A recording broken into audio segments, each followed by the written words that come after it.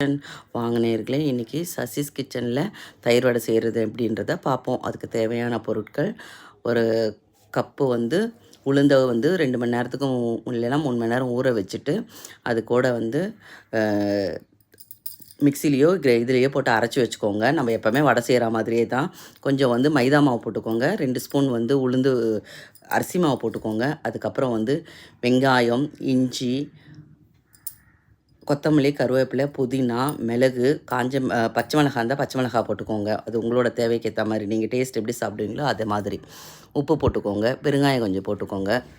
அதுக்கப்புறம் போட்டு எல்லாத்தையும் கலந்து ஒரு 10 நிமிஷம் ஊற வச்சுட்டு, எண்ணெயை சூடு பண்ணிவிட்டு, நல்லா வாழை இலையோ இல்லை வெத்தலை இலையோ வச்சு பால் கவரை போட்டு தட்டி எடுத்துருங்க. நீங்கள் எப்படி செய்வீங்கன்றதை சொல்லுங்கள். கமெண்ட் பண்ணுங்கள், லைக் பண்ணுங்கள், சப்ஸ்கிரைப் பண்ணுங்கள், பெல் பட்டன் கிளிக் பண்ணுங்கள். யாரும் சேனலை சரியாக வாட்ச் பண்ண மாட்டேறீங்க, ஸ்வைப் பண்ணிடுறீங்க. Please subscribe my channel. ஊற வச்சுட்டு பாருங்கள், அழகாக போட்டு எடுத்துட்டு பக்கத்துலேயே எண்ணெய் தண்ணி வச்சுக்கோங்க. இது எண்ணெய் பாத்திரத்துலேயே தண்ணி பக்கத்தில் வச்சுக்கோங்க. நம்ம சுட்ட எடுத்த இதுவை வந்து சுடு தண்ணியில் போட்டு கம்ப்ரெஸ் பண்ணுங்கள். கம்ப்ரெஸ் பண்ணிவிட்டு அதுக்கப்புறம் வந்து நம்ம கையில் அப்படி ரொம்ப சுட சுட இருக்கும், பார்த்து பண்ணுங்கள். இது பண்ணிவிட்டு அப்போ தான் வந்து அந்த பபிள்ஸ் ஒரு மாதிரி லூஸியாக இருக்கும்.